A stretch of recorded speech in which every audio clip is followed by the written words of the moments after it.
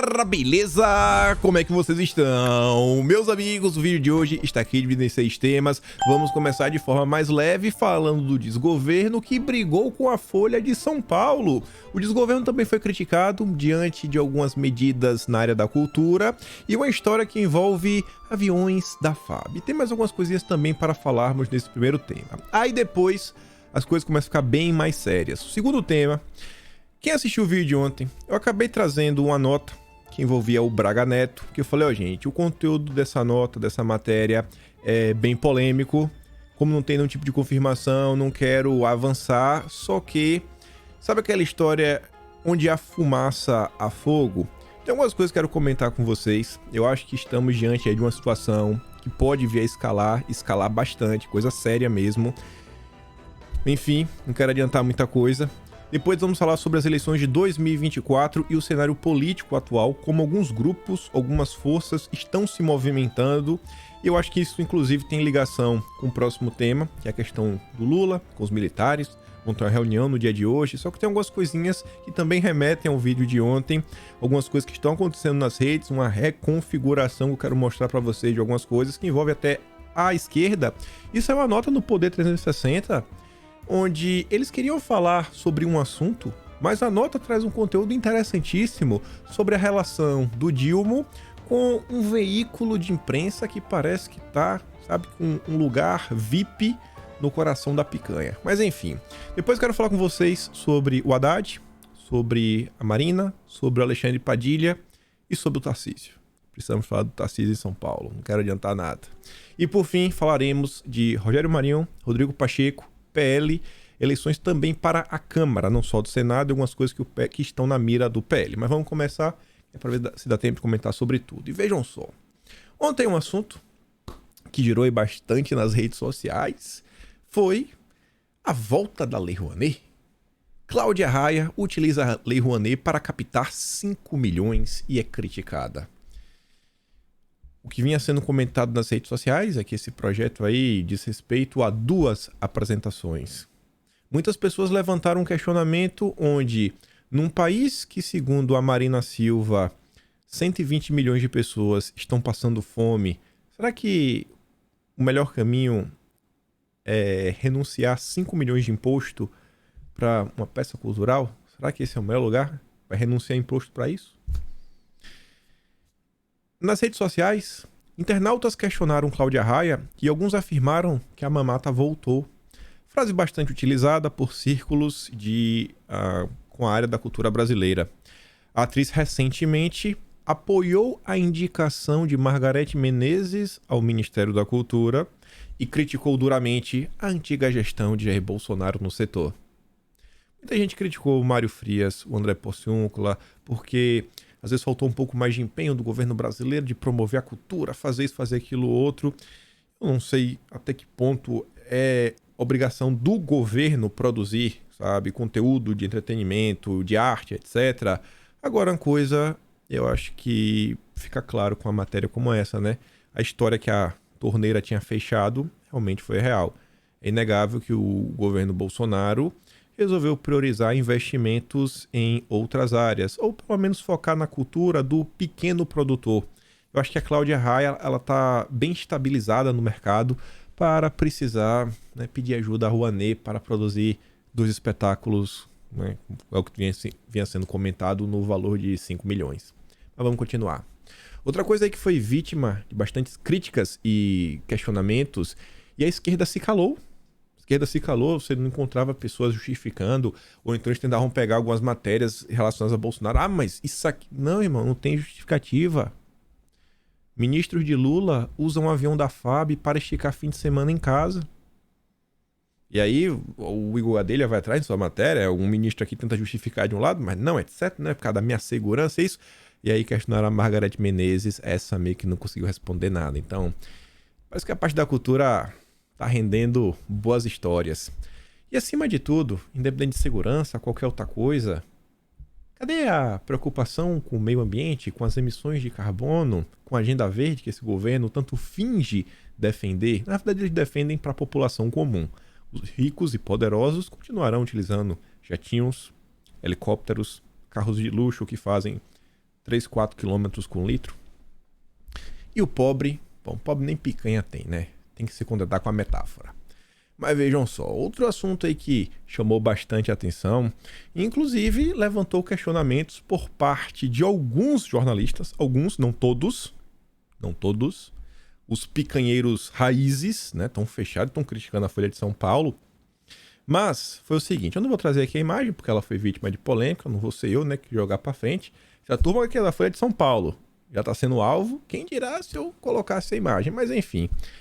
A imagem coloca o Dilma atrás de um vidro quebrado. E aí a turma da esquerda falou que a imagem da Folha de São Paulo estava incitando a violência. A mesma turma que chamava jogar bola com a cabeça de Bolsonaro de liberdade de expressão. A mesma turma que achava bonito quando um colunista da Folha de São Paulo escrevia uma matéria falando porque ele achava que Bolsonaro deveria tirar a própria vida. Agora eles estão surpresos, meu Deus, é violência, assim, é inacreditável. Se eles no passado tivessem criticado tudo que aconteceu contra Bolsonaro, eu achava extremamente coerente que agora eles também continuassem indignados. Agora, a partir do momento que você vai para um vale tudo com um lado, mas quando é o seu lado você fica chorando, isso remete um pouco de hipocrisia. É o que eu acho, né? Fica meio hipócrita. Mas, enfim. Petista defende intimar fotojornalista da Folha de São Paulo por ter feito o registro de Lula atrás de vidro estilhaçado no Planalto. Intimar pra perguntar, e aí, irmã? Que foto é essa? Qual é o seu interesse? Só faltou falar esteja presa. Quem sugeriu foi a Márcia Tiburi. Aí apareceram algumas pessoas nas redes sociais, peguei com os verificadinhos. Isso aqui até ex-Big Brother já foi. Sobre a foto de hoje da Folha, critiquem ou amem, o que não pode é pedir para intimar a fotógrafa. E creiam, já tem gente graúda pedindo a intimação da fotógrafa. Já vi isso durante a ditadura, quando os censores ficavam dentro das redações. Cuidado com o que vocês desejam. Então, mas não tá entendendo. Não tá entendendo o que tá acontecendo. Aí a Secom soltou uma nota. O Sam Puncher, não sei se esse aqui tá arrependido. O Sam tá com aquele cheiro, né? Tá com um cheiro que tá tomando banho com um sabonete do Kim Kataguiri. Desculpa, Sam. Desculpa falar, mas tá parecendo. Tá doidinho pra virar a direita permitida. Virou aí agora a best friend do Paulo Matias. É o Mini Dória. Aí ele posta aqui a nota, assim, ó, nota pública sobre imagem produzida pela Folha de São Paulo. É lamentável que o jornal Folha de São Paulo tenha produzido e veiculado uma imagem não jornalística sugerindo violência contra o presidente da República. Isso no contexto dos atos antidemocráticos do dia 8. Trata-se de uma montagem por não retratar nenhum momento que tenha acontecido. Interessante quando diz, ó, uma imagem não jornalística. O governo define o que é o que não é jornalismo. E ainda diz que sugere violência. Aí o Sam Puncher diz, essa nota é um absurdo. A Secom acusa falsamente uma jornalista e um veículo de estimularem a violência?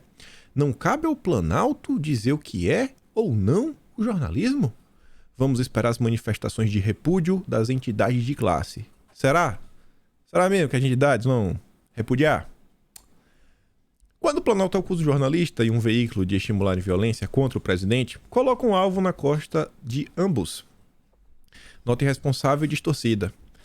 A Associação Brasileira de Imprensa resolveu repudiar a foto. A nota tem erros de concordância e acusa a Folha de São Paulo de cumplicidade com golpismo. Sim, a ABI, a Associação Brasileira de Imprensa, está atacando a imprensa, segundo o Sam Puncher. Aí ele coloca esse parágrafo. A foto do presidente Lula, superposta por vidro em que o ponto do estilhaço está na altura do coração do mandatário, vem causando alvoroço nas redes jornalísticas e sociais em geral. É primeira página de um dos ainda chamados grande jornal. Deve ser grande, né? Grandes jornais. Né? Concordância. Mas eu gostei desse ainda, né? A Folha, ainda, viu, Folha? Ainda. Se continuar assim, vai perder o verificado. Só faltou falar que ia perder o verificado. Mas se bem que agora no Twitter você paga pelo verificado, né? Não dá nem mais pra tirar. Mas quase perdeu o verificado. Quase. No Facebook pode perder, viu? Vai virar blog. Que vem se notabilizando. Olha só, a Folha de São Paulo vem se notabilizando pela orgânica cumplicidade com o golpismo, disfarçada de flerte pela edição de matérias que levam a pensar tratar-se de veículo imparcial. A Folha de São Paulo só faltou falar que virou um veículo bolsonarista. A Folha de São Paulo virou bolsonarista. Só faltou falar isso. Como se houvesse imparcialidade em qualquer meio de comunicação. Sensacional. Esse é o Brasil. Esse é o retrato dos dias de hoje. Depois não entendem porque a população cada dia possui menos fé na informação, na democracia, nas instituições, nas outras pessoas e porque vive, né, um caos. É inacreditável a falta, sabe, de não sei do que se passa na cabeça da galera. Falar isso da Folha de São Paulo, passou 4 anos atacando todo mundo da direita, agora, não, já só falta logo, virou bolsonarista. E aqui só pra pegar o bonde, né, que tá falando aí, vai ser intimada, violência, etc, tudo mais. Integrantes da Polícia Rodoviária Federal se queixam de esvaziamento do órgão do governo Dilma. As medidas tomadas pelo governo Dilma para diminuir as atribuições da Polícia Rodoviária Federal têm gerado insatisfação entre os servidores da corporação.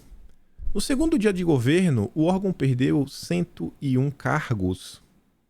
Depois disso, o ministro da Justiça e Segurança Pública, o Flávio Dino, extinguiu os 5 comandos de operações especializadas, o COIS, da PRF, que existiam em cada uma das regiões do país. Nesta quinta, o governo também exonerou 26 dos 27 chefes estaduais da PRF. Os COIs eram criticados por extrapolarem as atribuições da Polícia Rodoviária Federal, atuando no combate ao crime e não apenas para a fiscalização das rodovias. O que você, enquanto cidadão comum, acha disso?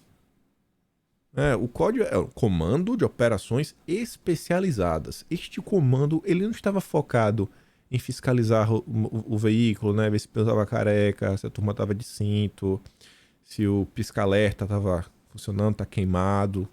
Não. Era um grupo que, além disso, fazia operações para combater o crime. E esse grupo parece que não faz mais sentido neste momento. Essas atribuições parece que elas não fazem sentido para a Polícia Rodoviária Federal. Você se sente mais seguro ou menos seguro? Esse é o Brasil em janeiro de 2023. Vamos falar agora de um tema bem polêmico. Começando aqui sobre a questão da CPI, o novo líder do PT lá no Senado é contra a CPI, o Cantarato. Diz que é antidemocrático. Desculpa.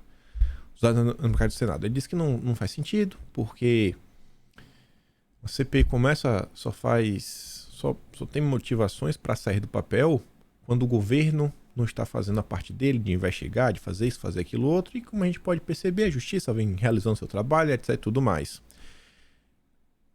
Eu vi uma tese ser levantada pela turma do antagonista, que era o seguinte, falando que a esquerda estaria com medo da CPI, sabe? Que a CPI pudesse crescer, for para cima deles, e etc. E, sei lá, tentar mostrar que o governo possa ter errado e tudo mais.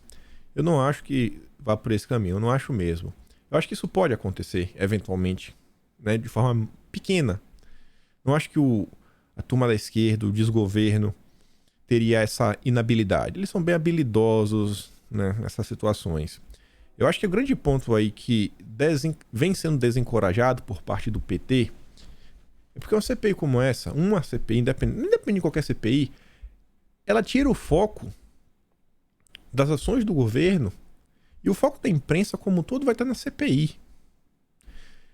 Além disso, para você conseguir fazer com que algumas agendas avancem, questões legislativas, grandes reformas, fica basicamente inviável. E o governo, que não é besta nem nada, ele quer utilizar esses primeiros 6 meses, a famosa lua de mel, que parece que já acabou, para tentar emplacar algum tipo de projeto, algum tipo de reforma, alguma coisa, porque senão não vai sair do lugar. E as críticas, né, chegarão muito mais rápido. Eu acho que segue muito mais essa linha do que, o PT estaria com medo. Acho muito improvável. Provavelmente de coração. Anderson Torres, ele deve depor de novo na segunda-feira, segunda turma da CNN, e ele deve detalhar o conteúdo que tá no celular dele. Falar que ele esqueceu, deixou nos Estados Unidos, enfim, ele não trouxe, não apresentou. Aí tá lá, né? Diz que ele está preparado para falar sobre o conteúdo do seu celular e as razões para não ter trazido o aparelho na viagem dos Estados Unidos de volta ao Brasil. Isso de acordo com os interlocutores do Anderson Torres que foram ouvidos pela CNN. Enfim, ele está preso desde o sábado, dia 14. O depoimento foi remarcado pela Polícia Federal para a próxima segunda-feira, depois do ex-ministro permanecer em silêncio durante o interrogatório. Qual o motivo? A defesa alega que não teve acesso aos autos dos 4 inquéritos que tramitam contra Anderson Torres, haver informações disponíveis de apenas um deles. Sobre a questão da minuta que foi encontrada na casa do Anderson Torres, a defesa de Bolsonaro se pronunciou sobre isso. Eu parei para ler a peça, li quase que completa. Tem algumas coisinhas que eu acho que a turma do Poder 360 não colocou aqui na nota, que eu acho que fazem um pouco mais sentido, então eu complemento. Mas tirando essa parte, eles resumiram bem. Aí fala o seguinte, que Bolsonaro respondeu aí ao Tribunal Superior Eleitoral que a minuta do Torres é apócrifa. O documento sobre o estado de defesa foi apreendido na casa do ex-ministro de Justiça, no subtítulo. Aí fala o seguinte, que Bolsonaro respondeu aí ao tribunal ontem que a minuta apreendida na casa do ex-ministro é apócrifa e não foi encontrada com ele. Óbvio, o Bolsonaro está nos Estados Unidos, o que é que tem a ver? Tá lá, um pedaço de papel. No documento, o ex-chefe do executivo disse não haver atos concretos ou indícios de que ele tenha agido para que providências supostamente pretendidas pelo documento fossem materializadas. Tem nada, tem o quê?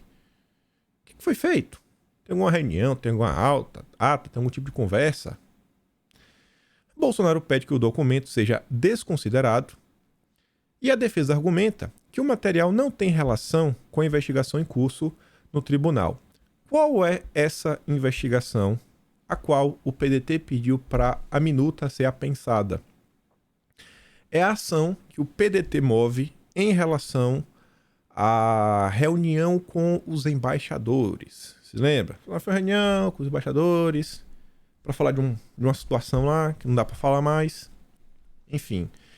E aí foi dentro dessa ação que o PDT pediu. E aí a defesa de Bolsonaro ela apontou o seguinte: existe lá uma tese que você tem que limitar o momento que você pode ficar apresentando novas coisas, etc, tudo mais, senão você entra, como é que ele fala? É como se fosse numa tese de a criação de uma narrativa da dialética indefinida, algo assim. Então, assim, você poderia o tempo todo estar apresentando, sabe, cara, até onde vai, né, essa história? Porque você começa ali, você sai apresentando tanta coisa que meio que nunca pararia de apresentar novos documentos, que daqui a pouco você se perde na história. Você começa criticando a realização lá do evento com os embaixadores e termina falando, sei lá, do churrasco que foi feito, sei lá, na praia, onde Bolsonaro tava de cueca, sabe, cueca em cima do short, brincando de Superman, um negócio assim que tem nada a ver. Então, assim, meio que passou do limite. Então, eles apontam essa situação e falam que não tem relação. O que é que isso tem a ver com a reunião com os embaixadores? Então, não faz nenhum sentido esse documento ser aceito. E eles pedem que esse documento saia da ação. Assim, cara, tira esse documento aqui dessa ação, isso não faz nenhum sentido, pede pela rejeição. Aí você vê, a defesa de Bolsonaro alega no documento 4 razões como argumentos para que a minuta seja desconsiderada. Eis os pontos. Primeiro, o documento não foi encontrado em posse dos investigados. Os investigados na ação são apontados como Bolsonaro e o Braga Neto, estão sendo representados ambos de forma conjunta. Então o documento não foi encontrado nem com o Bolsonaro, nem com o Braga Neto e também não foi assinado por eles. A minuta nunca extravasou o plano da cogitação e que não se tem notícia de qualquer providência de transposição do mundo do rascunho de papel para o da realidade. Que o Conselho da República e do Conselho da Defesa Nacional jamais foram instigados para decretar um eventual estado de defesa.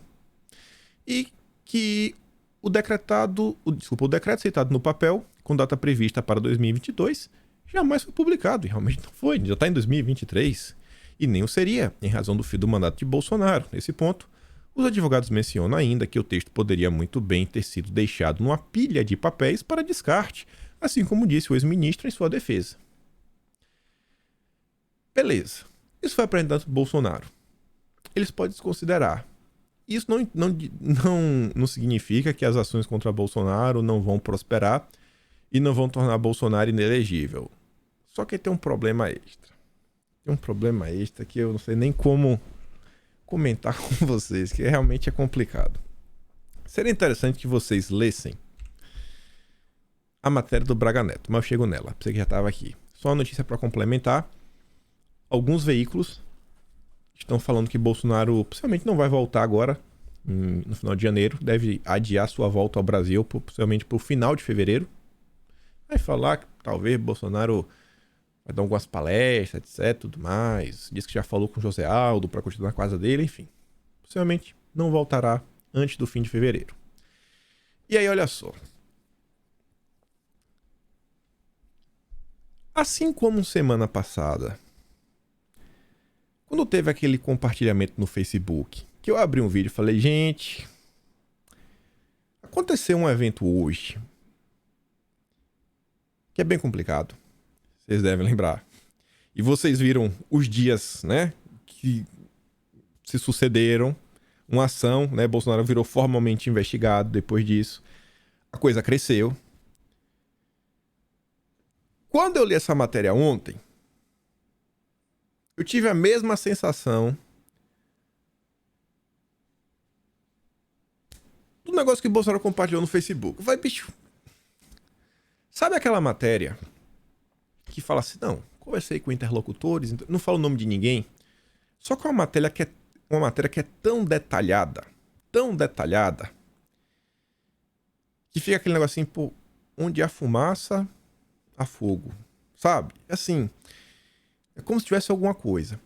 A defesa de Bolsonaro diz assim, ó, cara, não tem nada, não tem nenhum indício, não tem nenhuma conversa, não tem nada dizendo que, sei lá, que nada foi planejado, foi pensado, né? Isso em torno da minuta. Isso é que a defesa tá falando. Por outro lado, quando você olha o que a imprensa tá falando, Braga Neto teria debatido a aplicação do estado de defesa. Essa é a manchete, é coisa de ontem. Leiam essa matéria. Matéria longa. Polêmica. Para vocês entenderem porque eu tô falando que eu acho que isso aqui vai crescer um pouquinho. Outros veículos de imprensa também comentaram sobre o tema. Mas não só comentaram sobre o tema, eles se referenciaram à matéria da CNN. Não é um assunto que sai, como foi, por exemplo, o vídeo de Bolsonaro compartilhar, todo mundo, Bolsonaro fez isso. Não.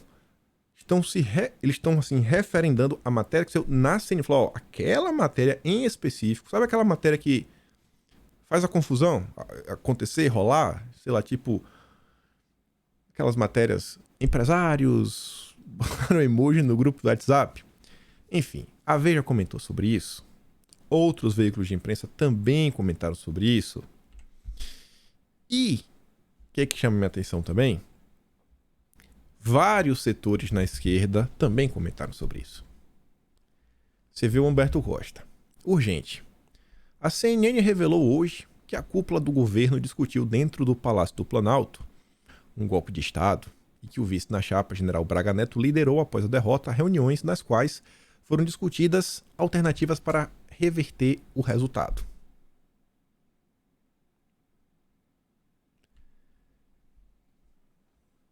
Outros setores da esquerda.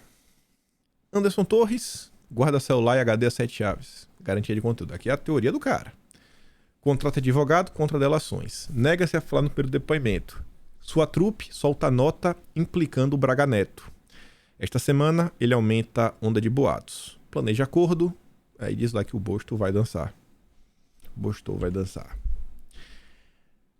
Diante da zoada, o Braga Neto ele conversa com a imprensa, conversa aqui com o Metrópolis e fala o seguinte: Braga Neto nega participação na minuta do golpe, pura especulação. Nesta semana, passou a circular em Brasília rumor de que o general Braga Neto seria uma das cabeças por trás da minuta. Segundo essa tese, o general teria buscado a retaguarda das forças. A coluna, o militar negou qualquer participação ou vínculo com a minuta, nunca aconteceu, basta olhar todos que teriam que participar. Pura especulação. Aí, o bastidor soltou essa nota, com exclusividade, só tem neles, onde, segundo eles conversaram com algumas pessoas da cúpula das forças, inclusive ex-integrantes do primeiro escalão do governo Bolsonaro. Aí diz que integrantes do governo Jair Bolsonaro disseram ao bastidor que a ideia de decretação do estado de defesa, conforme previa a minuta do Anderson Torres, não foi adiante por rejeição dos comandantes das forças. E aí vai citando alguns nomes. O almirante Almir Garnier Santos, chefe da Marinha, brigadeiro Carlos Almeida Batista Júnior, comandante da Aeronáutica, rejeitaram de pronto quando tomaram conhecimento das ideias que estavam postas à mesa. Sem adesão dos outros comandantes, o general Marcos Antônio Freire Gomes também disse não. Uma das fontes ouvidas pelo bastidor ocupou o primeiro escalão do governo de Bolsonaro e admitiu que, se houvesse o engajamento dos comandantes, teria rolado confusão. Na opinião desta fonte, a forte rejeição de comandantes das forças estrangeiras, em especial dos Estados Unidos, que deixaram claro que não endossariam qualquer desrespeito ao resultado, né, do processo, pesou para que, embora houvesse desconforto com a desenho da vitória do petista, movimentos de confusão fossem barrados. Há muitos acordos de colaboração, troca de conhecimento e até tecnologia com forças armadas aliadas. Haveria um isolamento que os militares brasileiros da ativa não querem, disse o ex-integrante do governo. Diante disso tudo, o que eu olho e que eu fico às vezes pensando é o seguinte: lembrando de algumas matérias que saíram na imprensa no passado, falando que eu tendo as conversas, algumas articulações, olhando a nota que saiu na semana passada, falando que após a revelação da minuta, a turma falando o seguinte: realmente isso faz sentido, porque na última live que Bolsonaro fez antes de deixar o governo, ele falou que ele tentou fazer, etc, mas as coisas são mais complicadas do que as pessoas às vezes imaginam, então sim, isso realmente existiu. Só que isso tudo da minha cabeça. É como se talvez tivesse acontecido algo assim, só que beleza, o pessoal fez uma discussão. Não significa que fossem tirar do papel nem nada. Mas é isso, sei lá, conversou um com o outro, alguém ouviu assim, telefone sem fio. Mas não existe comprovação que essas conversas existiram. É o disse-me-disse. É um disse-me-disse. Aí quando eu olho isso, eu olho para uma matéria que saiu na semana passada, que falava o seguinte: e se o Anderson Torres entregar algum peixe grande aí ligado aos militares da ativa? Então, assim, o clima, ele está tenso. Assim, eu vou lendo assim, as coisas na empresa e falo, cara, tem alguma confusão aqui gigante acontecendo. Tem algumas peças que vão se movimentando assim de uma forma bem incisiva, bem contundentes. Você vê essa própria elevação no tom da esquerda em relação à questão dos militares, colocando o dedo, falando de punição, que agora é a hora, isso, aquilo. É como se você, cara, tem uma confusão rolando, basta apertar o ponto certo que a gente vai conseguir alguma coisa para confusão rolar. O que vai rolar nos próximos dias eu não faço ideia. Tô só fazendo aqui confabulações da minha cabeça, base em nada. Só que eu li aqui na imprensa tentando juntar uma peça com a outra, mas é notório que o clima tá quente. Diariamente saem matérias questionando a inelegibilidade de Bolsonaro. São matérias como essa, que já fala sobre o futuro do Braga Neto se ele conseguir se salvar. É como dando como certo que assim, Braga Neto aprontou alguma. Aí diz que a cúpula do PL vê o Braga Neto como um candidato extremamente competitivo para disputar o governo do Rio de Janeiro daqui a 4 anos. Antes de ser ministro de Bolsonaro, o militar foi interventor de segurança pública do estado em 2018 e já estaria familiarizado com políticas públicas da região. Teremos esse ano, Vai, vai ser emocionante. Eu não sei se positivamente, mas vamos aguardar a cena dos próximos capítulos. Observem, tentem ir na manha, dá uma olhada na coisa, tenta se manter informado. Qualquer, obviamente, novidade eu trago, comento com vocês. Mas é um assunto que... Eita, peraí que a cachorra tá passando mal ali. Peraí que aconteceu alguma coisa. Pronto, voltei. Algum bicho apareceu, acabou mordendo ela, ficou desesperada. Fica de boa aí. Mas enfim, você também, fica quieto. Cadê? Vamos avançar. Saiu a nota aqui, faz o link agora com 2024. O Nelson Jombi, que é um nome que tem trânsito dos meios militares, chegou a ser cotado para ministro da Defesa em um evento da Fundação Fernando Henrique Cardoso.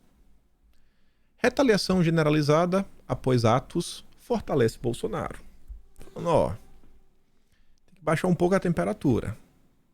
Você vê que a coisa tá tensa. Nós temos que saber ter tolerância.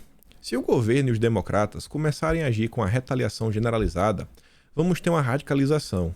E isso aí fortalece o Bolsonaro, afirmou Jobim em seminário virtual promovido nesta quinta pela Fundação FHC, ligada ao FHC. Quando diz que fortalece Bolsonaro, eu acho que ele está falando o que a gente vem comentando, né? A possibilidade de você transformar Bolsonaro em uma arte e falar, ó, aí o cara foi perseguido, tá todo mundo perseguindo ele. Até porque é o governo da Frente Ampla. É o governo que todos se uniram contra Bolsonaro. Era literalmente todos. Teve alguém que não estava do lado do Dilma? Radicalizar não adianta. Nós precisamos superar. Acrescentou. Na contramão da bandeira sem anistia encampada pelos petistas e pela maior parte da esquerda. Para ele, uma direita democrática precisa ser fortalecida no Brasil para isolar a extrema-direita, o que inclui as franjas radicalizadas do bolsonarismo. Precisamos estimular a direita democrática e encontrar líderes para elas, porque é ela que vai reduzir a expansão do bolsonarismo. E quando ele está falando isso, no seminário da fundação do FHC, o eterno tucano, Fernando Henrique Cardoso, você olha para o próprio PSDB, o que aconteceu recentemente? Eles não aderiram à base. Eles estão vendo a possibilidade de se tornar uma oposição com voz e com destaque, refundar o partido. A turma do União Brasil está tentando seguir pelo mesmo caminho. Não, vamos colocar aqui um tipo de independência nesse primeiro momento. Quem sabe é hora de meio que reestruturar o partido. Você olha até para pessoas que estavam próximas de Bolsonaro, você vê o PP. Ciro Nogueira, não digo que ele é um cara de esquerda, era um cara de esquerda. É centrão. Centrão é sempre governo. O que tiver governo eles estão apoiando.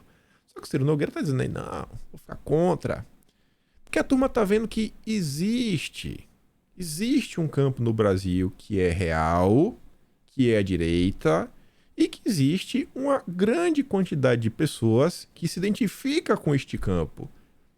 E tudo que eles queriam esse tempo inteiro era retirar Bolsonaro para eles serem a direita permitida. Além dessas movimentações que tiveram recentes, que a gente comentou, olha aqui. O renascer. Que renascer, rapaz? Congresso online 100% gratuito. Toda a turma do MBL em destaque na primeira coluna. Gentili, que o Catagueiro já anunciou que é o candidato do MBL à presidência em 2026. Marcelo Brigadeiro, Paulo Cruz, Paulo Matias, o Mini Dória, Alexandre Borges, o Vilela, Pedro, eu nem sei quem é esse Pedro Duarte. Mais convidados.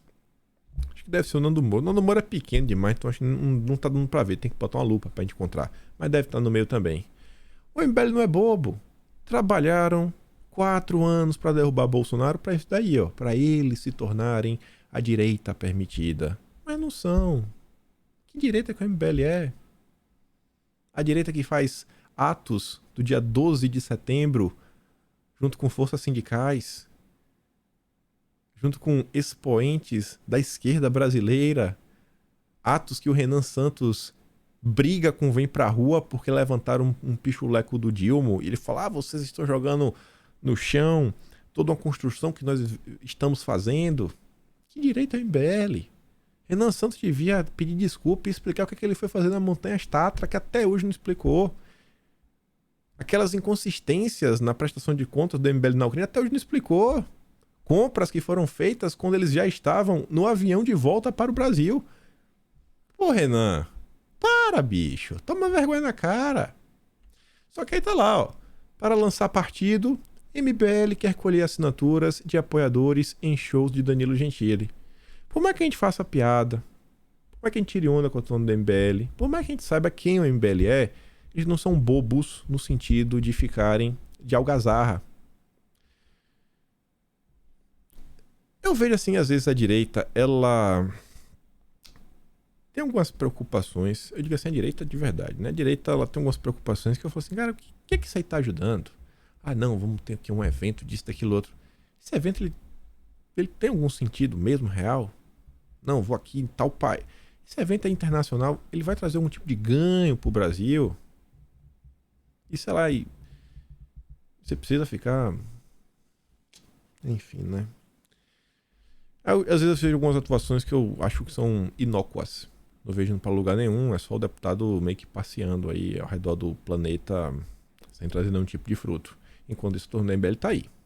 Tá aí trabalhando, tentando, inclusive abrir um partido, que é uma das ideias que foram reveladas nos diálogos do MBL da Vaza Jato. A Vaza Jato não foi só sobre o seu Sérgio Moro. Tem diálogos da MBL. A turma tá aí, ó, tentando tirar um partido do papel. E não estão olhando apenas para 2026. Eles estão olhando para 2024. O MBL terá vereadores. Possivelmente os vereadores do MBL serão as pessoas que já são assessores parlamentares nesse momento. É como foi lá o Guto Zacarias. Não sei se ele foi eleito ou não, mas esse Guto aí, ele era assessor do Mamãe Falei. Virou candidato. Em paralelo, você vê que a própria esquerda, ela está se movimentando e já mirando em 24. Você vê, a Glaze manda e desmanda no governo. Junto com o Mercadante, emplacou umas 10 pessoas no primeiro escalão. O próprio Mercadante. Colocou o drone dela para ser ministro, para daqui a um ano o cara sai, ela entra. Só que ela não saiu do PT, por quê? Porque é um momento que tem várias peças importantes saindo de posições chaves do partido para assumir cargos no governo federal. Então o partido tá meio capenga, precisa de alguém, ó, controle na rédea curta. Por isso que o Dilma não colocou ela lá em cima. Falou, ó, aguenta aí, segura a onda. Segura, não pode deixar o partido ficar cambaleando. Você vê, a turma tem uma visão, tem um planejamento de médio e longo prazo. 2024. Isso daqui é um retrato que não é só sobre a cidade de São Paulo. Isso daqui é um retrato de um cenário que vai se repetir ao redor do Brasil, onde por muitas vezes a direita ela vai ter que pensar de uma forma um pouco mais pragmática se ela quiser impedir a vitória da esquerda. Não sei se a cidade de São Paulo seria esse cenário, mas olha o que está acontecendo.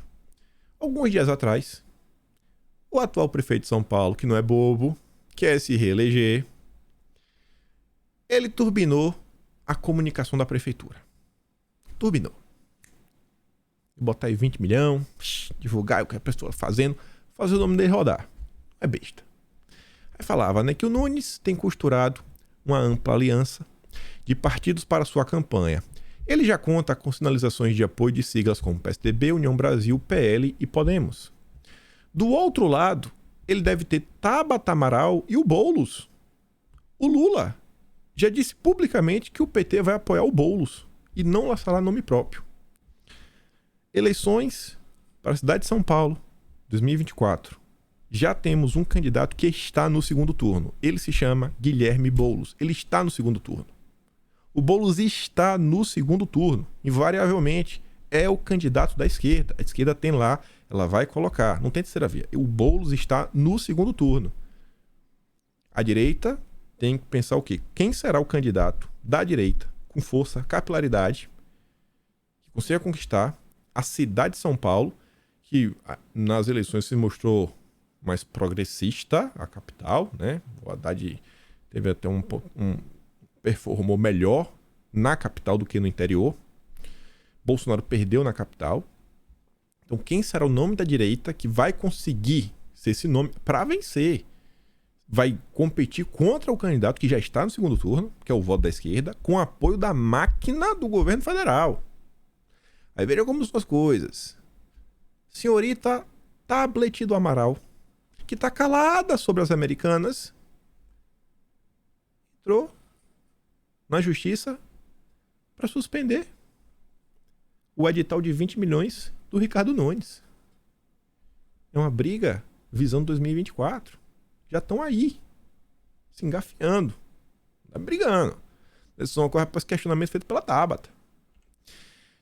E ontem, o Boulos já estava de entrevista para a Folha de São Paulo, ó, deputado federal mais votado de São Paulo, pessoalista, mira em prefeitura e confronta Ricardo Nunes. Ele não só mira, como ele é esperto. Ele já escolheu, ele já está tentando rivalizar com o Ricardo Nunes, porque todo mundo sabe que vai ser candidato, para ele fazer o nome dele rodar. Ele já quer criar de agora essa disputa, né? Ó, entre nós, para ele garantir que o Ricardo Nunes vai ser candidato. Acho que na cabeça do Boulos é um candidato fácil de ser derrotado e tentar virar o prefeito da cidade de São Paulo. Eleições para 2024, elas já começaram. Já começaram. Ontem eu vi algumas pessoas defendendo o direito de parlamentares da direita tirarem férias. Não, eles podem tirar férias porque o ano legislativo só começa em fevereiro. Olha só, hoje é dia 20, né? Mas até saiu hoje de manhã, 4 da manhã. Em 11 dias teremos eleições para a presidência da Câmara e do Senado. Em 11 dias. É o dia 1º de fevereiro. E tem gente na direita defendendo o direito dos deputados curtirem a vida, adoidado até fevereiro. Eu fico me perguntando o que passa na cabeça dessas pessoas da direita. Será que eles realmente estão pensando o que eles estão falando? Assim, é uma defesa... Assim, você defender um cargo executivo, que precisa de maioria, precisa de um grupo, precisa aprovar coisas, mas você faz um deputado, gente. Pensa, reflete um pouquinho. 11 dias para Câmara e Senado. E tem gente defendendo o direito dos parlamentares, que agora estão com salários maiores do que nunca, fica tirando férias nesse momento. Olha o que a esquerda já está fazendo. Mas vamos lá. Quero falar pelo menos ali até a questão do Haddad. Voltando aqui para a questão dos militares. Ontem eu também trouxe essa nota. Falei, ó, esse movimento aqui vale a pena ficar de olho. O Etchegoyen não é um qualquer. Não é um qualquer, senão não tinha virado notícia. O Etchegoyen foi ministro do GSI do Temer. E ele falava que a desconfiança do Lula expressa covardia e não pacifica o país. Então, botou o dedo na cara. E aqui é para mostrar algumas coisas de um tema que eu venho batendo até com vocês nos últimos dias, que eu acho que a direita tem tudo para crescer, se ela conseguir se fazer entendida por outros grupos. Porque no final do dia, o que a direita defende é o que a maior parte do Brasil defende. É a maior parte do Brasil. Só não sabe, fica naquele escacuete maluco. Ah, Bolsonaro... que não para ouvir. O cara traz a postagem do Globo, que tá lá do Etchegoyen, e diz, ó, o IREE é plural e democrático. Ele tá sendo irônico. E aí você pode estar se perguntando, tá, mas o que é o IREE? O IREE é um think tank. Tipo, sei lá, Instituto Igarapé. Instituto Igarapé é meio que uma ONG, né? É um think tank tipo, sei lá, véio. Tipo Open Society. Acho que tá mais próximo, que é um lugar assim de pensamento, mas não tá tão próximo mesmo assim. Enfim, olha essa postagem aqui. O cara, você pode ver, ele tá abertamente criticando os vínculos que o IREE possui. E ele pergunta o seguinte, ó, o que fazem Boulos e companhia neste IREE com os golpistas? Porque o Etchegoyen, ele é membro do IREE. E nesse mesmo grupo você tem o Boulos, você tem o ministro Silvio Almeida, você tem o Juliano Medeiros do PSOL, você tem o Tasso Genro, você tem todo nome, né? Conhecido aí de verões passados. E a esquerda faz esses vínculos, ó, ligação aí com a Ford Foundation, ligação com o Open Society. Quem é que faz essas críticas? Quem foi que sempre fez essas críticas? Foi a direita. É a direita que está preocupada com essas questões, ligadas à soberania nacional. Aí eu vi esse outro post aqui, ó. 2 pessoas da esquerda. Boulos, Silvio Almeida, Furno, Tasso Genro, Jorge Viana, já deram um golpinho em relação à ameaça do seu superior Etchegóin ao Lula? Aí eu vou tocar de esquerda, ó. IRE, quem financia, por que financia? Quem financia o IRE, qual é o intuito do IRE? Aí tá lá. Aí. Não, que história é essa? E aí? Como é isso daí? Então você tá vendo? Existem setores que eu vejo. Se a direita conseguir mostrar, falar assim, galera, vocês estão sendo iludidos. Vocês estão sendo ludibriados. As pessoas que vocês acham que defendem o Brasil, etc., não estão. Olha o Dilma. Olha o Dilma.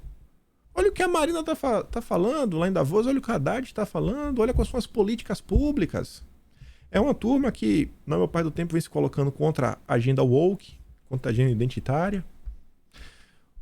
Esse assunto eu estou comentando em alguns vídeos para vocês verem. Ó. A Paula Schmidt, que eu falei com vocês, uma jornalista que várias pessoas da direita seguem, que hoje em dia acho que ela fala muito mais para a direita do que qualquer outro setor, fez um texto, um artigo muito bom, comprido, com várias coisas explicando por que ela vota em Bolsonaro.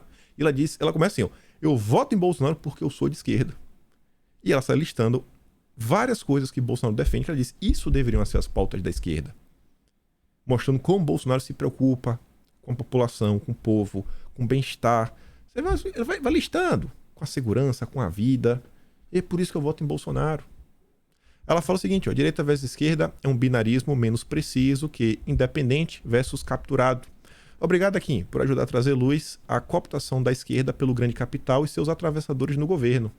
Eu não sei qual é os melhores termos. Eu acho que tem vários termos que vai ajudando, né? É difícil você conseguir com um único termo você explicar o que a direita brasileira defende. Às vezes a direita nem tem essas pautas todas. Mas tá aí, gente. Vocês... Eu tenho certeza, se vocês sentarem para conversar com pessoas e numa boa, você não tem como você não convencer a pessoa que você tá com as melhores ideias. Você começar a mostrar, cara, eu defendo isso, eu defendo o Brasil, eu defendo a vida, eu defendo a segurança.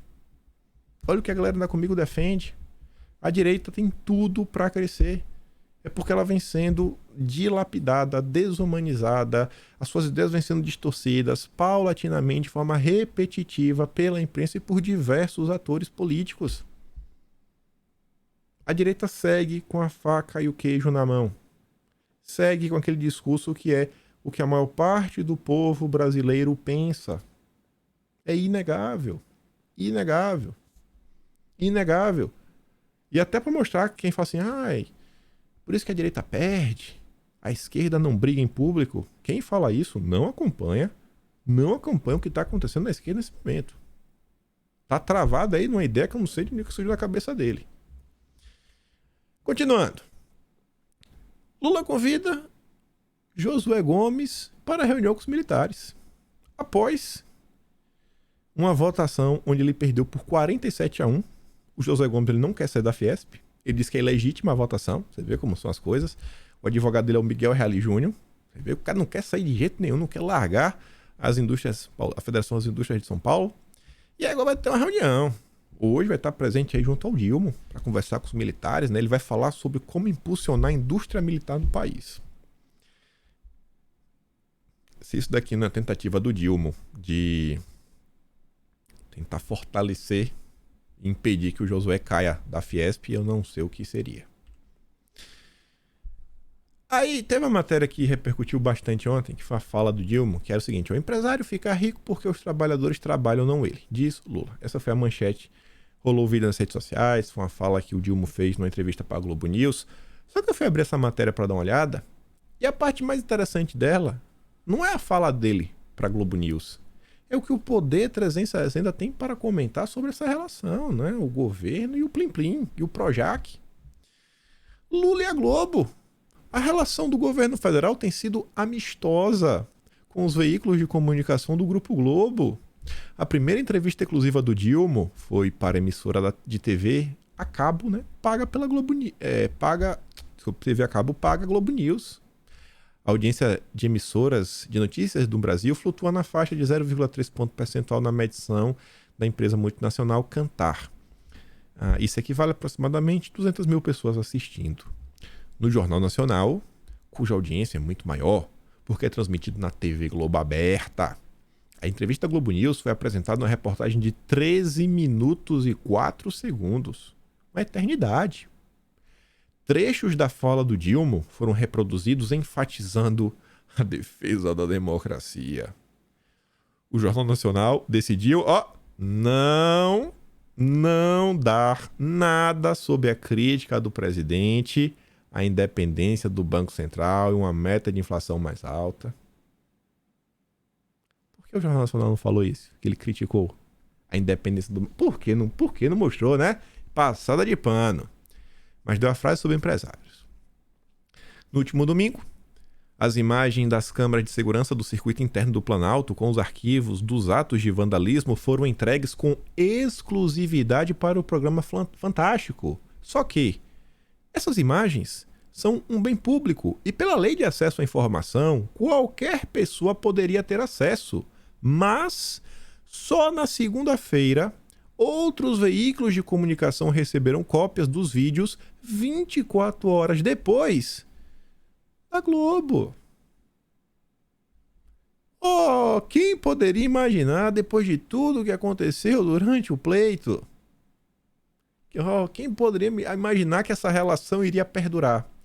E depois a matéria sai listando aqui, inclusive, né, como a primeira-dama vem mantendo uma rotina assim, né, intensa, de bate-papos com a emissora.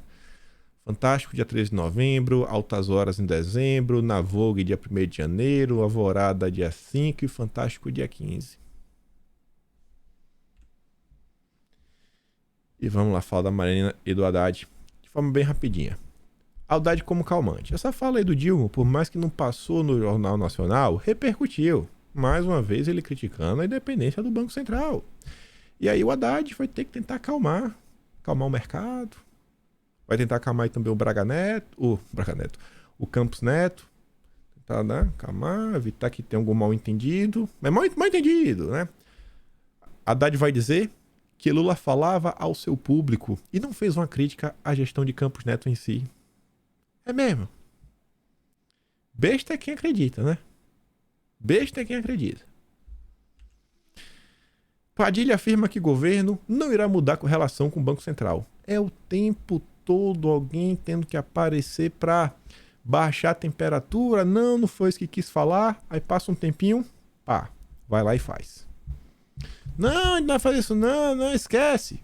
Fez. Não, mas... Não. Faz. Não, mas isso aqui não vai fazer não. Pronto, foi lá e fez. Vamos ver até quando a turma vai continuar acreditando, né, nas coisas que estão sendo ditas. Bem rapidinho aqui, teve a reunião lá com as centrais sindicais e a Veja conta mais uma vez o plano das centrais para convencer o Dilma a ressuscitar o imposto sindical. A ideia é aprovar uma lei que não preveja o desconto obrigatório e automático, só que esse texto ele seria mais genérico, dando aos sindicatos o poder de convocar assembleias com essa finalidade. A nova taxa, seu valor e mecanismo de arrecadação seriam aprovados em assembleia por cada categoria. E isso, na prática, quer dizer que caberia a um grupo restrito de sindicalizados decidir em assembleia como e quanto sairá dos bolsos dos trabalhadores. Simples assim. São as ideias. Só para falar também alguns acenos que o governo vem fazendo, né? Fez aceno para o Banco Central, aceno para os sindicatos. Na Argentina, Lula terá bilaterais com Maduro, presidente cubano e FAO. E o governo Dilma já inicia processo para reabrir embaixada na Venezuela. Ninguém pode falar que não foi avisado. Mas enfim. Ontem, nossa ministra intergaláctica estava lá com a Greta. Estava com a Greta. Meu Deus do céu. Não tem nem o que falar, né? Marina também estava com Al Gore. Aquele que fazer os documentários que basicamente, Ave Maria, basicamente o mundo ia acabar, o mar ia subir. Aí tava, pô, mas o Al Gore falou que o mar ia subir, ele comprou uma casa na praia. Isso não é hipocrisia? Ele disse que o nível do mar vai subir, ele comprou na frente da praia. Pô, Al Gore. É um cara incoerente, né? Eu não sei como as pessoas levam muito a sério. E aí, gente, eu tenho que ser um pouco justo com meus princípios. Não quero abrir uma crítica, mas quero comentar, apenas comentar, deixar no radar. Não é crítica, não é nenhuma crítica, mas é deixar no radar, tentar entender o que aqui realmente está acontecendo de forma bem clara. Aí eu fui atrás para dar uma olhada. E aí, nas minhas leituras diárias, eu me deparei primeiro com essa nota aqui da Folha de São Paulo. Eu não tinha visto essa nota. E eu tinha feito uma postagem no Twitter criticando a Marina com o Al Gore. Depois eu critiquei o Al Gore de novo. E aí a Folha de São Paulo informa que o Tarcísio também se reuniu com o Al Gore para aprender sobre questões ambientais. Eu não acho que o Al Gore é uma pessoa que pode ensinar. Me perdoa. Não estou criticando o Tarcísio. Tem que ver realmente o que está sendo proposto. Sei lá, se encontrou o cara no meio do caminho. Porque segundo a Folha de São Paulo, fala o seguinte. O que o encontro foi solicitado por Tarcísio. Segundo ele, para perguntar a Al Gore se o Estado está dando os passos corretos. Eu não acho que a gente tem que perguntar para o mundo o que está errado, está certo. É fazer nossa soberania nacional e mostrar o compromisso de sua gestão com a proteção ambiental.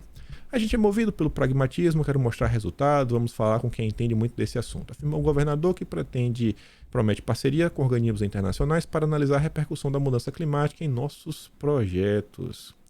Além de Al Gore, Tarcísio também se reuniu com Jennifer Morgan, que é secretária de Estado da Alemanha e responsável por ações climáticas. Aí sai uma nota depois, no Globo, que está mais descritiva, falando qual seriam os temas da reunião do Tarcísio com o Al Gore.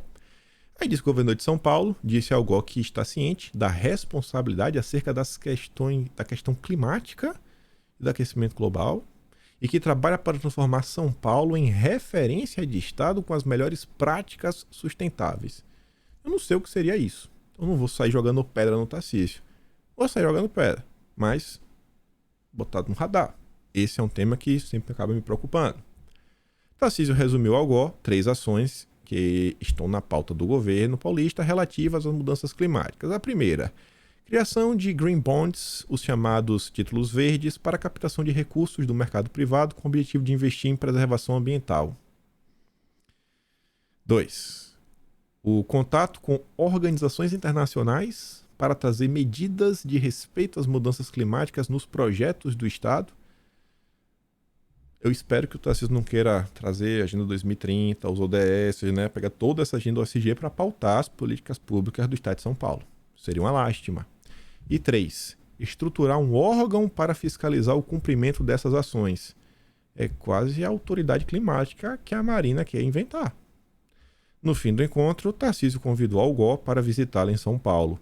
O discurso adotado por Tarcísio segue a trilha aberta pela ministra do Meio Ambiente, a Marina, em sua participação em Davos. Tá genérico, meio que nada foi feito ainda, mas como eu sempre venho falando, eu acho que esse é um tema que a direita ela precisa se debruçar. Para a direita colocar assim, o que é que a direita realmente defende em termos de meio ambiente? Eu tenho certeza que ninguém da direita é a favor de crédito de carbono, nem querer falar quantos quilos de carne fulano, ciclano, beltrano pode comer ou deixar de comer. E algumas coisas que a gente sabe que no final do dia acabam por retirar a liberdade, retirar a soberania nacional e diversos pontos. Aqui é um tema que eu espero que o Tarcísio ele tenha muito discernimento para entender. Às vezes ele está num bate-papo desse daí para, sei lá, tentar ganhar um cara na conversa, no primeiro momento, fazer algum tipo de aceno, para o investidor internacional falar, pô, o Tarcísio ali ele tá empolgado aí, vou botar um dinheiro em São Paulo. Mas no final do dia ele, sabe, fala assim, não, esquece aí, velho, bota umas coisinhas só para enganar inglês, só para inglês ver, mas vamos seguir aqui o nosso rumo no Brasil. Mais um assunto que eu sempre estou de olho. Quero aqui compartilhar com vocês. Espero aí que, sei lá, a gente vai ver que vai ser o desenrolar disso daí, né? Não vou ficar jogando pedra. Mas é um assunto que realmente chamou minha atenção. E é isso. Pelo amor de Deus, né? Acabou de começar o governo, tem 3 semanas, teve um evento de uma conversa até realmente colocar em prática alguma coisa e combate na imprensa não é motivo de sair, tá assim, não, calma. Espera, mas independente de tudo, fazer questão de frisar. A turma é meio maluca às vezes da cabeça, mas enfim. Só frisar para manter no radar. Manter no radar. ver aí o que vai acontecer, o que vai se desenrolar nas próximas semanas. E só para você ver, voltando aqui para a questão climática, BNDES mudou o conselho. Olha quem o Mercadante colocou no conselho. Um consultor jurídico do Senado, beleza. Um secretário da Receita, beleza, faz bastante sentido, né, no banco. Só que agora coloca um climatologista no BNDES, pro conselho. E a ex-ministra do Meio Ambiente, a Isabel Teixeira, que estava cotada para ser a autoridade climática aí da Marina, né, do governo, do Dilma. O BNDES, não sei, vai pautar as suas políticas públicas baseadas no clima. É no mínimo de se questionar, né? Enfim. Não dá tempo de falar muita coisa sobre PL, mas uma coisa só dá pra falar, que é outra matéria um pouco mais longa e fala sobre a Câmara, mas deixa pra amanhã. Só isso aqui pra deixar também no radar de vocês. O Carlos Portinho, que é o líder do PL no Senado, ele pediu atenção numa coisa, até sua notícia na imprensa. Esse tweet dele está nessa matéria e ele fala assim, ó, atenção, importante é o movimento orgânico, espontâneo e democrático que pede voto em Rogério Marinho para a presidência do Senado. Só que ele coloca letra maiúscula, ó, mas civilizadamente. Cobre o seu senador com respeito que tem pelo seu voto. Venceremos. Ele fala, cara, vai na manha. Não xinga, não faz isso, não faz aquilo outro. Aí a matéria fala o seguinte, ó, senadores se irritam com campanha bolsonarista pró-Marinho. Na avaliação de senadores ouvidos pelo Poder 360, a enxurrada de mensagens surte efeito contrário ao pretendido e atrapalha o Rogério Marinho. Alguns dizem que não faz sentido atender a demanda de pessoas que há menos de 2 semanas apanharam as confusões lá em Brasília. Ou seja, vai conversar, fala numa boa. Não adianta você falar assim, você não vai votar no... Se você votar no Pacheco, aquele traidor, não sei o que, você é isso, você é aquilo outro, não vou votar. Isso não cola muito, gente. Tenta conquistar o coração da pessoa. Não adianta vir assim com o pé na porta, normalmente não vai. Olha o que o próprio Portinho está falando. Saíram matérias mostrando que a pressão popular ela vem surtindo um efeito. Vem surtindo, vai gerando repercussão, está sendo notícia na imprensa. Mas vão na manha. Não se deixem levar pela emoção. Nunca xinguei ninguém. Sou totalmente contra isso. E pelo vídeo de hoje é isso daí. Mais uma vez, questão do Tarcísio. Mantém no radar, fica de olho. Não chega também com pedra na mão. Calma. Vou esperar para ver aí o desenrolar. Só pra gente ficar aqui de uma olhada, porque tem a ver com os assuntos que a gente anda comentando. E é isso. Se gosta do meu trabalho, posta no meu canal. Tem um botão de valeu, tem um peito na descrição. Tem minhas redes também na descrição como um todo. Hoje é sexta-feira, hoje tem notícia de quinta. Primeiro link aqui da descrição. E se der, né, compartilhe o vídeo, acho que não vai cair o dedo. E com fé em Deus, espero ver vocês amanhã. Aquele grande beijo e abraço, tamo juntos. Valeu, meus amigos. Fui!